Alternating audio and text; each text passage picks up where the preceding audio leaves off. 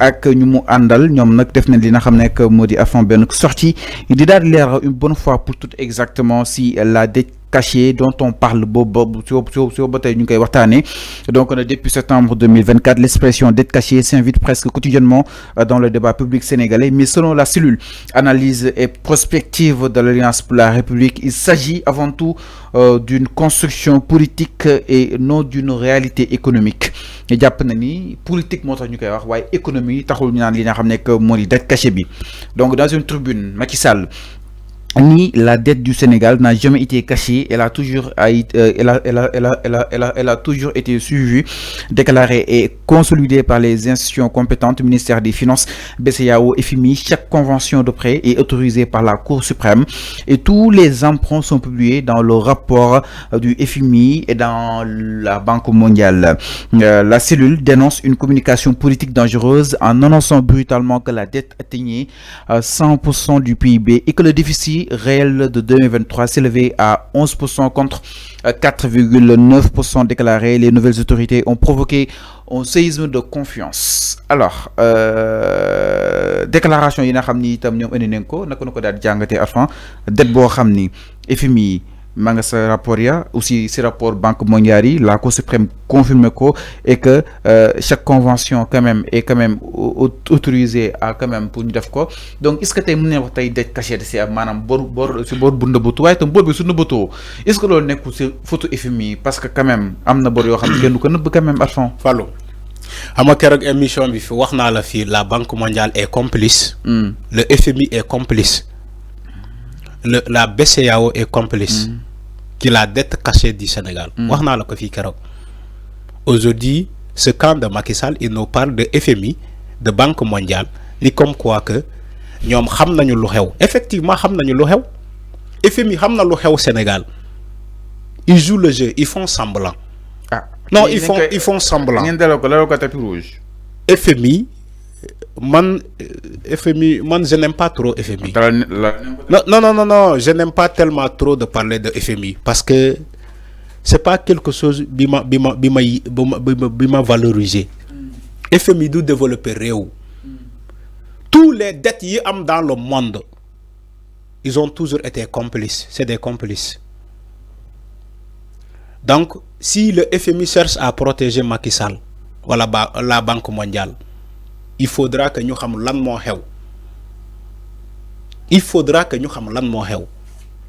Quand on parlait de la dette cachée, j'ai dit bu fekkee dette cachée amna, FMI est complice, Banque mondiale est complice, BCEAO est complice. Wax na ko fi ay yon ay émission. Les gens ne m'écoutaient pas. Ñuy wax ay wax FMI parce que le débat était campé sur FMI. Mané len en réalité FMI du dara. Yag na la ko wax fi ci plateau. Mané la FMI du dara. Parce que FMI bobu mayu la xaalis dalay lebal xaalis boobu da nga koy fay gis nga FMI bu ñuy wax ni le Sénégal est adhérent Sénégal day contribuer ci la bonne marche de FMI day déposer xaalis ci FMI day contribuer comme tous les autres pays membres de FMI yi adhéré ci FMI noonu la ñuy doxee. Donc quand on nous parle ils viennent au Sénégal de nous tympaniser. Ouais, FMI a tourné le dos au Sénégal. Ouais, FMI. Je dis mais arrêtez vos conneries. FMI bu ñëwulee Sénégal bu tourner le dos au Sénégal del wax leen machallah wax leen sant yàlla wax leen alhamdulillah parce que FMI développé wul benn réew au monde développé wu ko.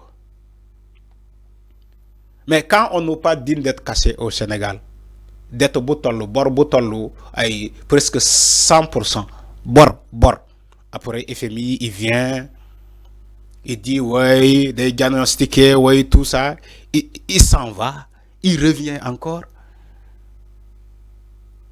Il y a des choses qu'on ne dit pas aux Sénégalais. C'est ça la réalité. Donc, y compris Macky Sall, y compris FMI, y compris Banque mondiale, ils sont tous responsables de la dette du Sénégal. Ils sont responsables et ils sont complices. Ces entités financières veulent protéger Macky Sall. Ils veulent protéger Macky Sall. tey ay camp Macky Sall ñi taxaw di expliquer dans un pays sérieux ils n'ont pas droit à la parole ces gens-là après avoir géré ce pays pendant 12 ans avec de tels scandales c'est des scandales sur scandales dans un pays organisé et sérieux le camp de Macky Sall n'ont pas droit à la parole. Enfin, parce que il y a une régression me tëtal ko téléspectateurs yi résultat bi nga xam ni itam ñoom def nañ ko fi que ni les eurobonds sénégalais ont chuté et les agences de notation ont abaissé la note souveraine du Sénégal du pays. Elle rappelle que l'évolution de la dette reste proportionnelle à celle du PIB depuis Abdou Diouf et souligne que les inexactitudes exactement relevées par le FMI ne constituent pas une dissimulation criminelle, mais révèlent de la complexité du reporting selon la cellule. Les multiples audits communiqués par le gouvernement et les chiffres fluctuants sur la dette démontrent une gestion hésitante aggravant la défiance des partenaires. C'est-à-dire li régime bi di doxee nii mën a dawloo partenaires yi di wax yoo xam ne amul politique bu mu impacté suñu wàllu économie. oui ñoom loolu la ñuy wax di mën na dawloo partenaires yi. ah mais eux ils n'ont pas c'est-à-dire que Fallou. booy weddi da ngay weddi ci ay chiffres. li nga lire nii. man gisuma benn chiffre bu ñu avancé fii. non avancé na ay chiffres. Quels sont les chiffres? Parce que selon la cellule, ont été immédiates la suspension du programme de FMI à 1,8 milliard de dollars, gel des appuis budgétaires de la Banque mondiale, de la BAD et chute de 75,5% des aides SAR au premier trimestre 2025. Le déficit budgétaire a boni de 14% du PIB en 2024, nécessitant un recours massif à des emprunts à court très coûteux. C'est-à-dire, nous avons des chiffres, nous avons des chiffres, entre autres. Fallou. Quand les gens parlent de dette, ñi bu ñuy wàcc bor ñi bu ñuy wàcc bor sa bor yow bi nga accumulé pendant 12 ans yow Macky Sall ak ñi ma àndal les gens parlent de cette dette là. Les gens ils parlent pas de la Banque mondiale ay déficit budgétaire ay chiffres ay xawma lan yu wàcc. dama ne yow li nga dem lebi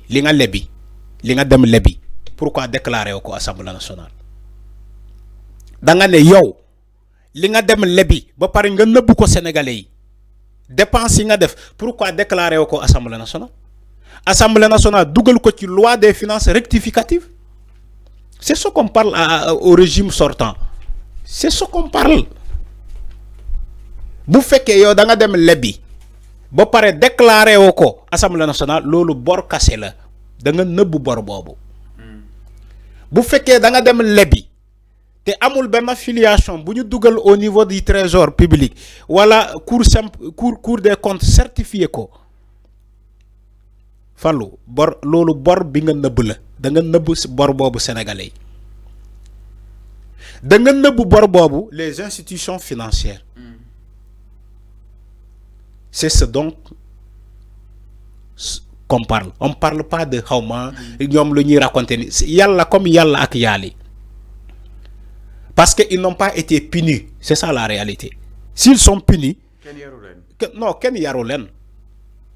S'ils sont punis par la loi, tay duñu nek fi di tympaniser sénégalais di tonto di ki. Ces gens-là méritent la prison. Ñom ñep. C'est des criminels financiers. C'est des criminels financiers. Ils méritent tous la prison. Disons la vérité. Dans un pays organisé, ces personnes qui parlent là de la dette du Sénégal, pendant 12 ans, ils méritent tous la prison. Ah mais dañuy teggi tuuma dara nekk ci teggi tuuma weesul ba nga dem Cour des comptes amoo fa satisfaction nga ne da ngay bind contre-rapport un contre-rapport nga ne da nga koy déposer FMI déposer ko Banque mondiale déposer ko BCEAO déposer ko fépp ana contre-rapport boobu fan lañ ko déposer bàyyi leen caaxaan lii mooy caaxaan dañoo caaxaan ba yàq réew mi parce que kenn sanctionné wu leen. On ne parle même pas de ces personnes-là. Comme s'ils n'ont rien fait. moo tax ma ne la sénégalais yi kontaanuñu ci justice bi nu muy doxee sénégalais yi kontaanuñu ci ministre bi nu muy doxee yéen a déclaré ni que dañoo nëbb bor dafa am bor bu ñu nëbb sénégalais yi on a avancé les chiffres ba léegi kenn toppul kenn. non déglu ma en cause à comme juste titre. déglu ma ba léegi malgré ce bruit là. malgré coow boobu. kenn toppul kenn. Quels sont les anciens ministres des finances? Ils sont tous là d'économie. Kan moo leen convoqué? Kan moo convoqué Abdoulaye Daouda Diallo? Personne. Kan moo convoqué Amadou Ba? Personne. On parle plus de cette affaire-là. On parle de FMI. Ouais, FMI néné. Ouais, FMI néné. Ouais, FMI néné. FMI rek. Ñun Sénégalais FMI rek la ñuy wax. FMI nag ñëw na ñu lool ko tapis. Lan mooy FMI. maanaam FMI dama ne lan mooy FMI. Lan mooy FMI. mooy suñu fonds monétaire international. bàyyi leen caaxaan si moo ñu jox ay fonds. Sénégalais yi nañu bàyyi caaxaan. nekk nañu fi pendant 1960 ba léegi FMI mu ngi fii Sénégal puusul paasul ñun bu ñu jëlee indépendance depuis 1960 te boobu FMI mu ngi fii Banque mondiale mu ngi fii BCEAO mu ngi fii fan la ñu développé boo defee classement les 10 pays les 10 pays africains les plus riches wala les plus développés. Tu ne verras aucun pays de l'Afrique de l'Ouest. Tu les 10. Alors, attends, c'est clair. Non. Bobu, FMI Mungifi, Banque mondiale Mungifi. Alors, Lerna. On doit se débrouiller et laisser FMI Bouni Wahni. Alors, Lerna, par rapport à Mirolina Hamne comme modi FMI ak Tolwawi, exactement. Donc, Sadbou, ce commentaire amna solo, on parle des dettes qu'ils ont fait du nom de l'État du Sénégal hors circuit budgétaire normal du Sénégal, non de la nature des dettes affectées par le régime en place. Donc, on a une réaction d'un sur le défense. Lan moy hors circuit. Lan moy hors circuit budgétaire. Moi, ils n'ont pas déclaré ça à l'Assemblée nationale. Okay, c'est clair. Mais non, nous avons aussi, sans plus tarder, c'est l'Assemblée nationale.